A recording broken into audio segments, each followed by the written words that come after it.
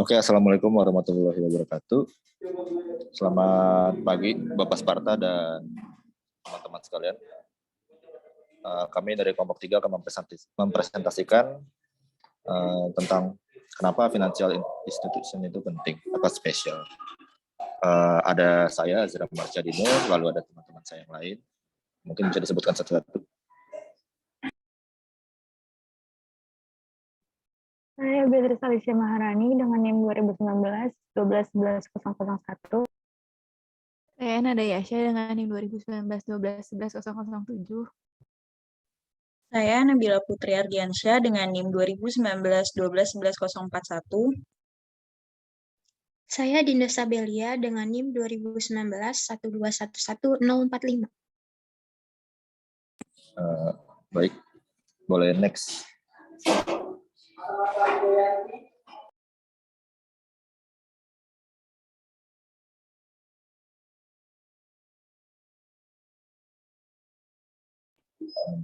Yang pertama itu ada financial institution specialness.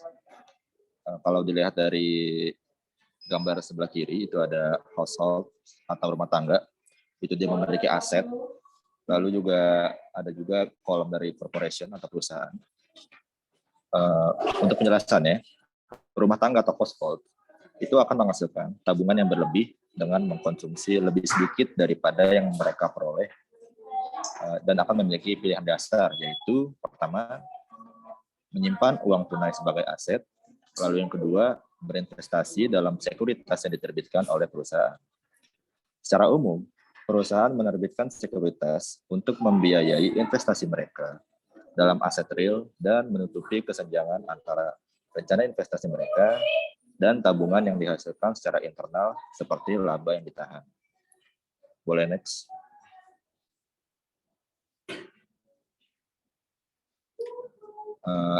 Ini kalau tanpa adanya lembaga keuangan ya, kalau dari gambar sebelah kiri itu ada household, dia akan memberikan cash terhadap corporation, dan corporation akan memberikan timbal balik berupa equity dan debt plans. Cash di sini itu dijelaskan dalam bentuk dana investasi, dan timbal baliknya itu dalam bentuk klaim keuangan, yaitu ekuitas dan juga surat utang dari corporation sebagai peminjam dana. Namun perlu diketahui karena ini tanpa adanya lembaga keuangan, maka tingkat aliran dana antara household atau sebagai investor dan corporation sebagai peminjam itu cenderung cukup rendah. Alasannya ada dua. Yang pertama itu saat household memberikan dana kepada perusahaan, household itu perlu melakukan pemantauan dan pemeriksaan dari aktivitas corporation tersebut. Namun, untuk melakukan kegiatan pemantauan dan pemeriksaan itu membutuhkan waktu dan biaya yang cukup banyak. Sehingga, dari kebanyakan kasus yang terjadi, household itu akan memberikan tugas pemantauan dan pemeriksaan kepada pihak ketiga atau pihak lainnya. Lalu yang kedua, masih menyangkut dengan alasan yang pertama, karena dikarenakan waktu dan biaya pemantauan yang besar, maka cenderung pihak ketiga ketika diberikan kepercayaan untuk melakukan pemantauan dan pemeriksaan, pihak ketiga itu tidak melakukan tugasnya dengan baik, sehingga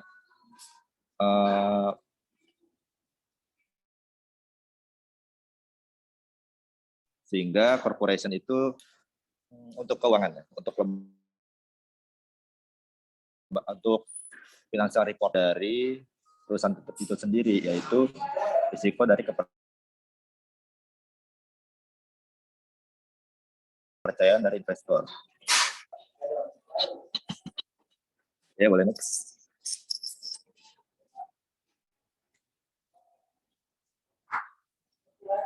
Oke. Lalu yang ini dengan adanya lembaga keuangan ya, sebagai broker. Kalau dilihat dari gambar di samping, penjelasannya walaupun adanya eksistensi pasar keuangan, itu untuk menyediakan layanan likuiditas dengan memungkinkan rumah tangga dalam memperdagangkan surat utang dan ekuitas perusahaan, investor juga menghadapi risiko harga pada penjualan surat berharga. Dan perdagangan pasar sekunder surat berharga itu melibatkan berbagai biaya transaksi. Lalu akibat dari yang pertama, Itu kan tadi adanya biaya pemantauan, lalu yang kedua ada biaya likuiditas, lalu yang ketiga ada risiko harga. Rata-rata dari household itu dapat melihat investasi langsung dalam sekuritas perusahaan sebagai proposisi yang tidak menarik dan lebih memilih untuk tidak menabung atau menabung dalam bentuk uang tunai. Lalu selanjutnya, dikarenakan adanya biaya pemantauan, likuiditas, dan risiko harga, serta alasan lainnya, household atau penabung itu sering lebih memilih untuk menahan klaim keuangan yang dikeluarkan oleh financial institution daripada yang dikeluarkan oleh perusahaan. Maka dari itu, financial institution atau lembaga keuangan itu berdiri atau menengahi antara household dan juga sektor korporasi. Dalam hal ini, financial institution itu sebagai intermediary. Perantara atau sebagai perantara. Perantara ini memenuhi dua fungsi. Setiap lembaga keuangan yang diberikan kemungkinan memiliki spesialisasi dalam satu atau dua atau lainnya untuk melakukan kegiatan tersebut kedua secara bersamaan. Oke, selanjutnya akan dilanjutkan dengan teman saya.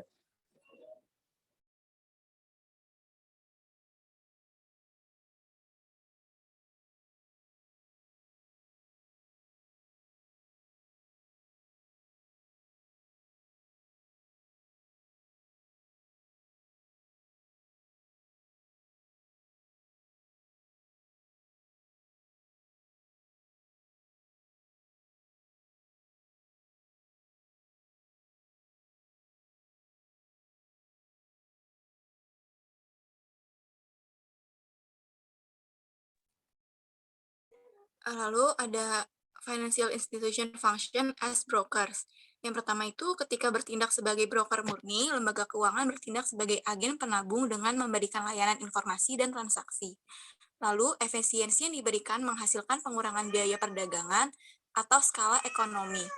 Pialang asuransi independen mengidentifikasi jenis polis asuransi terbaik yang dapat dibeli oleh penabung rumah tangga agar sesuai dengan tabungan dan rencana pensiun mereka. Dan yang terakhir, financial institution mendorong tingkat tabungan yang lebih tinggi daripada yang seharusnya ada. Lalu, financial institution function as asset transformer. Jadi dalam bertindak sebagai transformasi aset, lembaga keuangan menerbitkan klaim keuangan yang jauh lebih menarik bagi penabung rumah tangga daripada klaim yang dikeluarkan langsung oleh korporasi. Secara khusus, lembaga keuangan adalah pihak pasar independen yang menciptakan produk keuangan yang nilai tambah bagi klien mereka adalah transformasi risiko keuangan.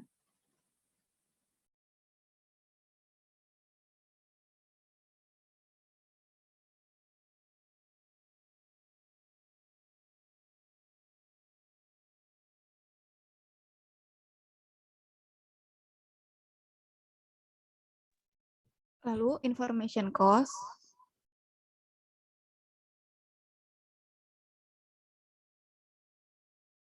adalah satu masalah yang dihadapi oleh rata-rata penabung yang langsung berinvestasi dalam klaim keuangan perusahaan komersial. Itu adalah tingginya biaya pengumpulan informasi. Kegagalan untuk memantau membuat investor terkena biaya agensi, yaitu risiko bahwa pemilik atau manajer perusahaan akan mengambil tindakan dengan uang penabung yang bertentangan dengan janji yang terkandung dalam perjanjian kontrak sekuritasnya. Biaya pemantauan adalah bagian dari biaya agensi secara keseluruhan. Jadi semakin sulit dan mahal untuk mengumpulkan informasi, maka semakin besar pula kemungkinan kontrak akan dilanggar. Dalam hal ini, penabung yang biasanya disebut dengan prinsipal dapat dirugikan oleh tindakan yang diambil oleh perusahaan peminjam atau yang biasanya disebut agen.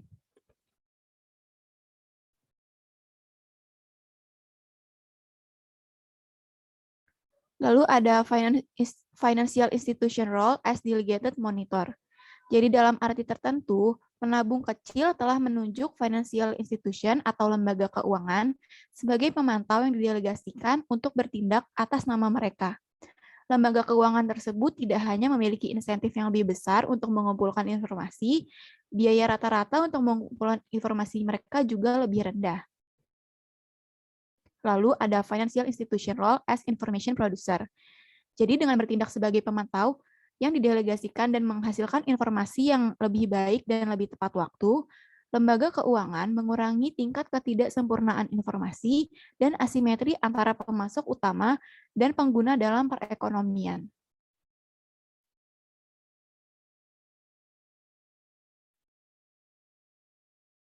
Lalu ada liquidity and price risk. Jadi, selain meningkatkan arus dan kualitas informasi, lembaga keuangan juga memberikan klaim finansial atau sekunder kepada rumah tangga dan penabung lainnya. Seringkali juga, klaim ini memiliki atribut likuiditas yang unggul dibandingkan dengan sekuritas utama seperti ekuitas dan juga obligasi perusahaan. Contohnya di sini yang pertama, lembaga penyimpanan mengeluarkan kontrak transaksi deposito rekening dengan nilai pokok yang tetap, dan juga seringkali tingkat bunga yang terjamin, yang dapat ditarik segera atas permintaan penabung rumah tangga.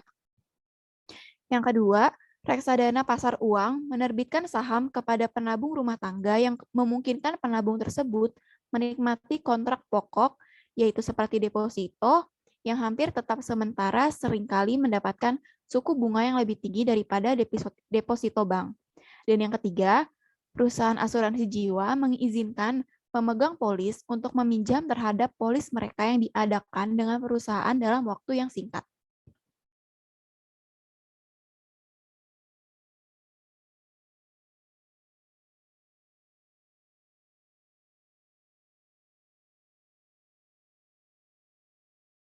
Lalu, other special service, yang pertama ada reduce transaction cost. Jadi sama seperti lembaga keuangan, memberikan potensi skala ekonomi dan mengumpulkan informasi. Mereka juga memberikan potensi skala ekonomi dalam biaya transaksi. Di sini misalnya sejak 1 Mei 1975, Komisi Tetap untuk Perdagangan Ekuitas di New York telah dihapuskan. Akibatnya, pembeli eceran kecil menghadapi biaya komisi atau biaya transaksi yang lebih tinggi daripada pembeli grosir yang besar. Dengan mengelompokkan aset mereka di lembaga keuangan yang membeli aset dalam jumlah besar, seperti di reksadana dan juga dana pensiun, penabung rumah tangga dapat mengurangi biaya transaksi pembelian aset mereka. Selain itu, spread bid-ask atau beli jual biasanya lebih rendah untuk aset yang dibeli dan dijual dalam jumlah besar. Lalu yang kedua itu maturity intermediation. Jadi ini adalah dimensi tambahan dari kemampuan lembaga keuangan untuk mengurangi risiko melalui diversifikasi adalah bahwa mereka dapat menanggung risiko ketidaksesuaian jatuh tempo aset dan kewajiban mereka dengan lebih baik daripada penabung rumah tangga yang kecil. Dengan demikian, lembaga keuangan menawarkan layanan intermediasi jatuh tempo ke seluruh perekonomian.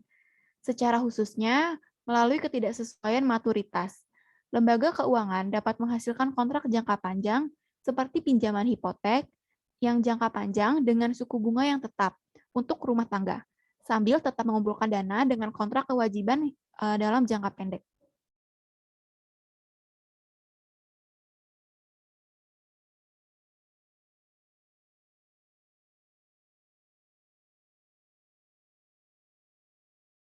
Selanjutnya, the transmission of monetary policy.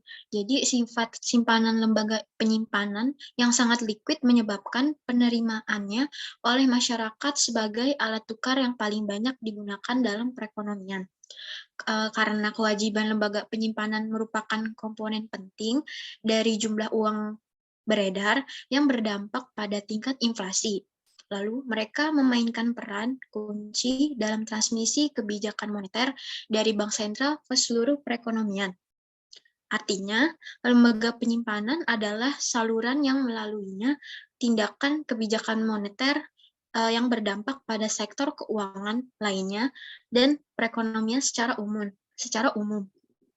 Selanjutnya, credit allocation. Jadi, credit allocation ini alasan lebih lanjut dari lembaga keuangan yang sering dianggap istimewa adalah karena mereka merupakan sumber utama dan terkadang satu-satunya sumber pembiayaan untuk sektor ekonomi tertentu yang telah diidentifikasi sebelumnya sebagai membutuhkan pembiayaan khusus. Lalu, pemerintah Amerika Serikat bahkan secara langsung mendorong lembaga keuangan untuk mengkhususkan diri dalam membiayai bidang kegiatan ini melalui pembentukan Bank Kredit Pertanian Federal. Agaknya, pemberian kredit untuk membuat rumah lebih terjangkau atau pertanian lebih layak mengarah ke masyarakat yang lebih stabil dan juga produktif. Next.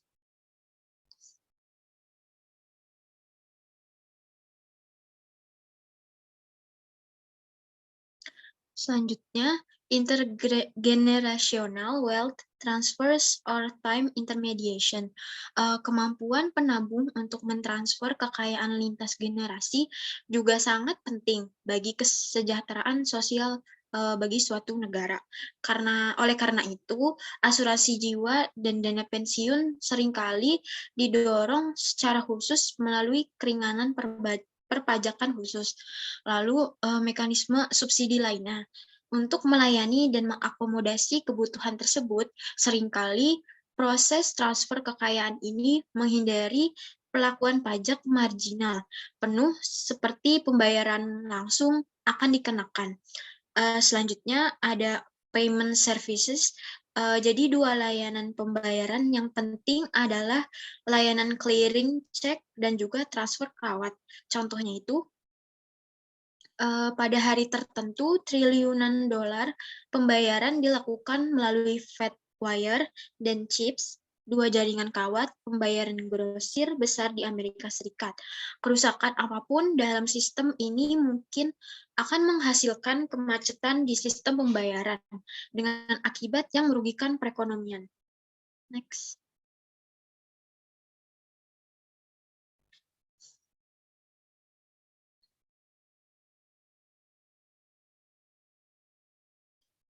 Selanjutnya ada denomination transactions.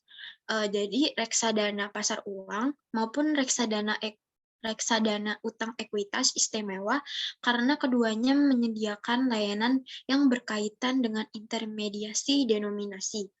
Lalu dengan membeli saham di reksadana pasar uang bersamaan dengan investor kecil lainnya, penabung rumah tangga mengatasi kendala untuk membeli aset dikenakan oleh ukuran denominasi minimum yang besar.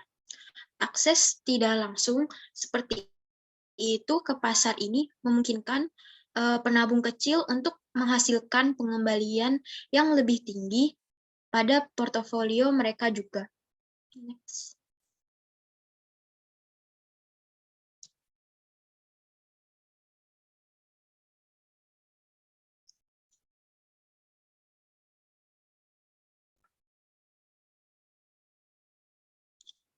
Pembahasan selanjutnya, specialness and regulations. Jadi krisis keuangan pada akhir tahun 2000-an adalah contoh utama dari bagaimana gangguan dalam penyediaan layanan keuangan yang dapat melumpuhkan pasar keuangan di seluruh dunia dan membawa ekonomi dunia ke dalam resesi. Lalu lembaga keuangan diatur untuk melindungi terhadap gangguan dalam penyediaan layanan dan biaya yang akan dikenakan pada ekonomi dan masyarakat pada umumnya. Contohnya, kegagalan bank dapat menghancurkan tabungan dari rumah tangga dan pada saat yang sama membatasi akses perusahaan ke kredit. Lalu, kegagalan perusahaan asuransi dapat membuat rumah tangga benar-benar terpapar di usia tua terhadap penyakit bencana dan penurunan pendapatan secara tiba-tiba saat waktu pensiun. Lalu, kegagalan dari lembaga keuangan individu dapat menimbulkan keraguan di sisi penabung mengenai stabilitas dan juga solvabilitas lembaga keuangan secara umum, serta menyebabkan kepanikan dan bahkan menjalankan lembaga yang sehat. Lalu, regulasi merupakan upaya untuk meningkatkan manfaat kesejahteraan sosial dan mengurangi biaya sosial dari penyediaan layanan lembaga keuangan. 6 jenis peraturan berusaha untuk meningkatkan manfaat kesejahteraan sosial bersih dari layanan perantara keuangan antara lain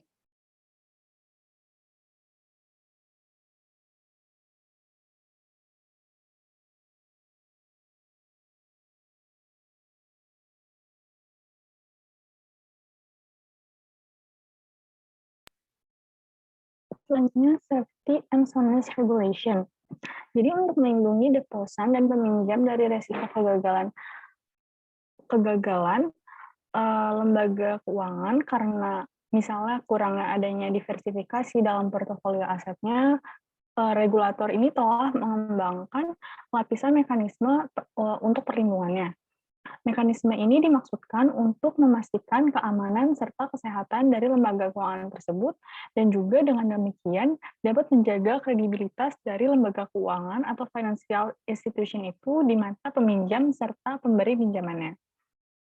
Ini karena peraturan keselamatan dan kesehatan yang berlaku dapat melindungi hampir semua deposan dari kehilangan uang mereka.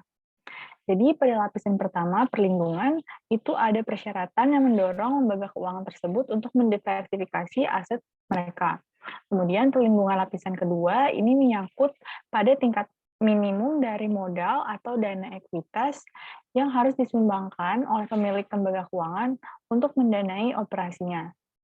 Selanjutnya, pada perlindungan lapis ketiga adalah sebuah penyediaan dana penjaminan seperti dana penjamin simpanan atau DIF untuk lembaga penyimpanan, kemudian ada Security Investors Protection Corporation atau SIPC untuk perusahaan sekuritas, dan juga dana penjaminan negara yang dibentuk atau dengan dorongan regulator. Hal ini untuk pemenuhan dari kepailitan. Kerugian bagi pemegang klaim kecil dapat dalam industri asuransi jiwa serta harta bendanya. Lalu pada lapisan keempat dari sebuah regulasi ini adalah pengawasan, dan pengawasan itu sendiri dari regulator mewajibkan semua lembaga keuangan, baik bank, perusahaan sekuritas, ataupun perusahaan asuransi pada berbagai tingkat pemantauan serta pengawasannya. Lalu, lapisan yang terakhir, ini memperhatikan bahwa regulasi bukan tanpa biaya bagi mereka yang diatur.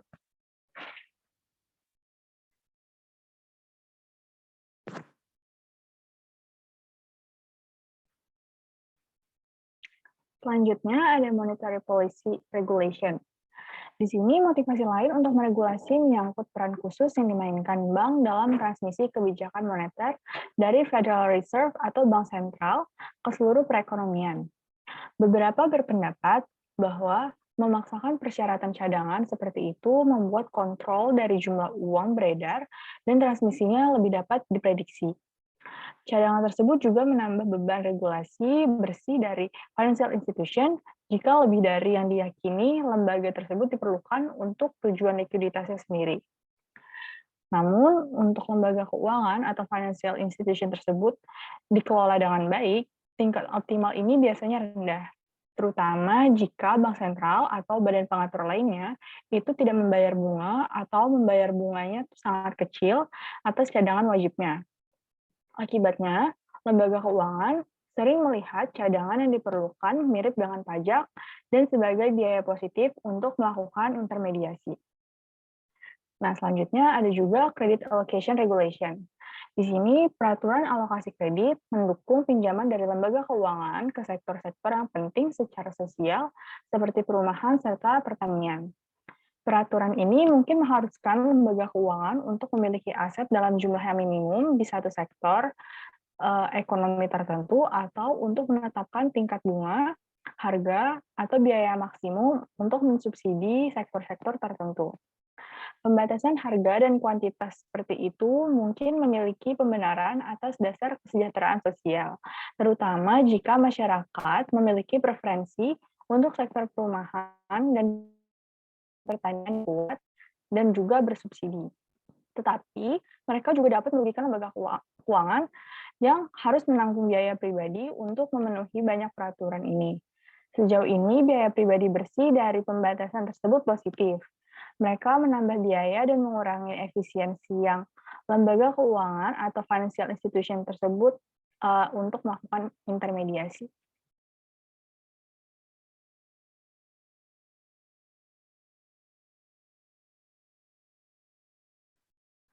Selanjutnya ada Consumer Protection Regulation. Di sini, Kongres meloloskan Community Reinvestment Act atau CRA dan Home Mortgage Disclosure Act atau HMDA untuk mencegah diskriminasi dalam pemberian pinjaman. Banyak analis percaya bahwa Undang-Undang Perlindungan Masyarakat dan Konsumen memaksakan beban peraturan bersih yang cukup besar kepada lembaga keuangan tersebut tanpa memberikan manfaat sosial yang mengimbangi dalam meningkatkan akses yang sama ke pasar hipotek dan pinjamannya. Selanjutnya juga Undang-Undang Reformasi Kartu Kredit baru yang efektif pada tahun 2010 menempatkan pembatasan yang belum pernah terjadi sebelumnya pada tindakan yang dapat diambil oleh semua penerbit kartu kredit terhadap pemegang kartu kreditnya. Termasuk dalam RUU tersebut adalah batasan kenaikan suku bunga yang diperbolehkan selama tahun pertama. Jadi batasan biaya dan denda yang dapat dikenakan oleh perusahaan kartu kredit, perlindungan terhadap kenaikan suku bunga yang sewenang-wenang, ketentuan yang memberikan waktu yang cukup bagi pemegang kartu kredit dalam membayar tagihan mereka, dan juga penghapusan default universal. Di sini praktik di mana penerbit kartu kredit tersebut akan menaikkan suku bunga pada rekening pelanggan akibat adanya tindakan pada rekening lain. Misalnya, melewatkan pembayaran pada tagihan utilitas akan mengakibatkan kenaikan pada tingkat kartu kreditnya.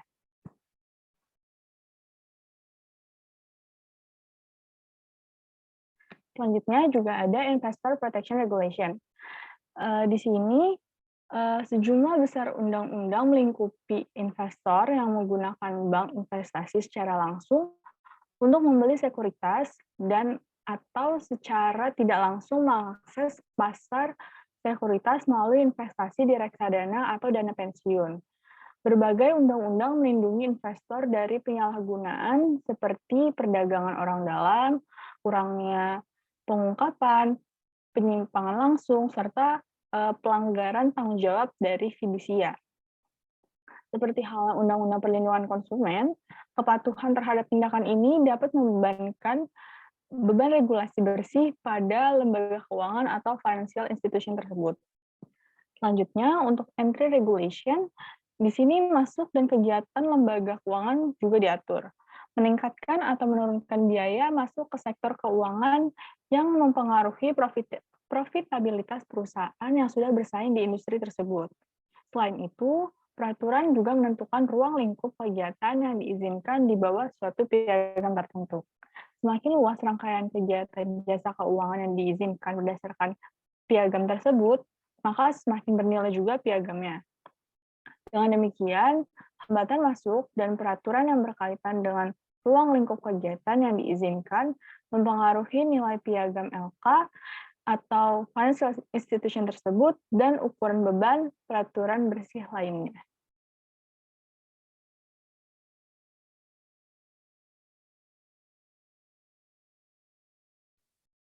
Selanjutnya, the changing dynamics of specialness. Seiring dengan adanya perubahan tuntutan fitur-fitur khusus pada jasa keuangan yang diakibatkan dari adanya perubahan preferensi, kondisi makroekonomi, dan teknologi, satu atau lebih bidang industri jasa keuangan itu menjadi lebih atau kurang menguntungkan. Dengan adanya perubahan peraturan dapat menambah atau mengurangi beban peraturan bersih yang dihadapi dalam memasok jasa keuangan di area-area tertentu.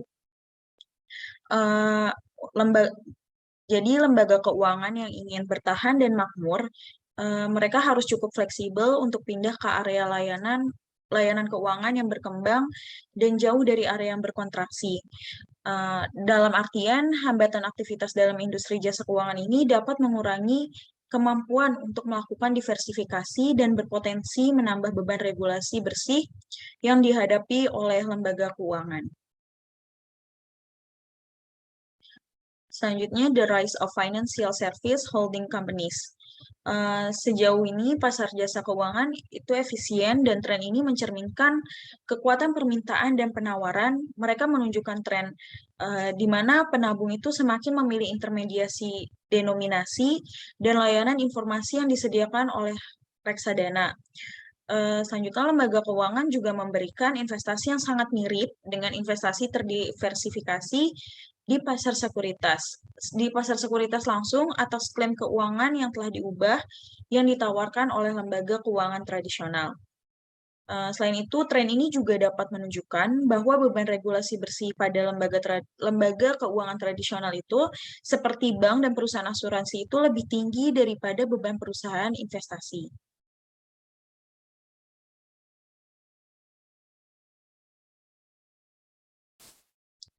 Selanjutnya, the shift away from risk, measurement, and management and the financial crisis. Ketika lembaga keuangan ini menyesuaikan diri dengan perubahan peraturan yang dibawa oleh Undang-Undang FSM, yaitu salah satunya itu hasilnya adalah adanya peningkatan dramatis dalam resiko sistematik sistem keuangan, yang dimana sebagian besar itu disebabkan oleh pergeseran model perbankan dari asal dan tahan menjadi asal untuk mendistribusikan. Lalu dalam upaya untuk menghindari exposure resiko ini, serta menghasilkan pertukaran pengembalian resiko yang lebih baik, bank telah beralih ke model penjaminan yang dimana mereka berasal atau pinjaman gudang, kemudian dengan cepat menjualnya. Dan akhir-akhir ini atau baru-baru ini, aktivitas shadow bank, perusahaan jasa non-keuangan yang melakukan layanan perbankan itu telah memfasilitasi perubahan dari model perbankan komersial origin dan hold menjadi model perbankan origin dan distribusi. Lalu dalam sistem shadow banking, penabung juga dapat menempatkan dananya pada reksadana pasar uang dan dana sejenisnya yang menginvestasikan dana tersebut pada kewajiban bank bayangan lainnya. Lalu seperti sistem perbankan tradisional, sistem perbankan shadow ini menengahi aliran dana antara penabung bersih dan peminjam bersih, yang dimana perekonomian itu bergantung pada lembaga keuangan untuk bertindak sebagai spesialis dalam pengukuran dan manajemen risiko. Dan pentingnya hal ini itu ditunjukkan setelah financial institution itu gagal menjalankan fungsi kritis selama krisis keuangan global, yang hasilnya adalah kehancuran pasar kredit di seluruh dunia, serta adanya peningkatan tingkat volatilitas pasar ekuitas. Selanjutnya ada enterprise risk management, yang dimana lembaga keuangan ini secara tradisional memeriksa pengukuran dan manajemen risiko berdasarkan area fungsionalnya. Contohnya di sini adalah seperti risiko kredit atau rasio likuiditas.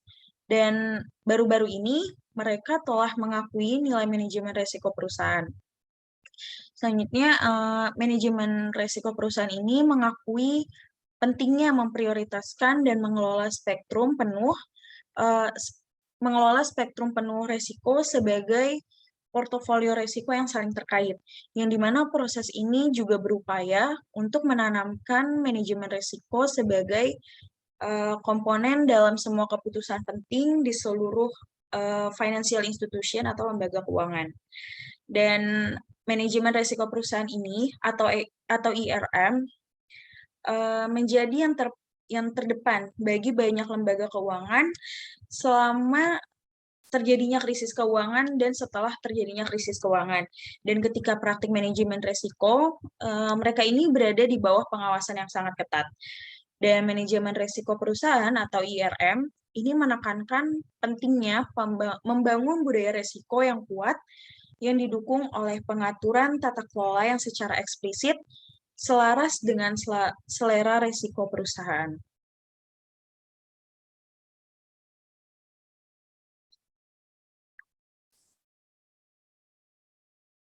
Sekian presentasi dari kelompok 3 terkait chapter 1 yaitu Why are Financial Institutions Special. Lebih kurangnya mohon maaf. Wassalamualaikum warahmatullahi wabarakatuh.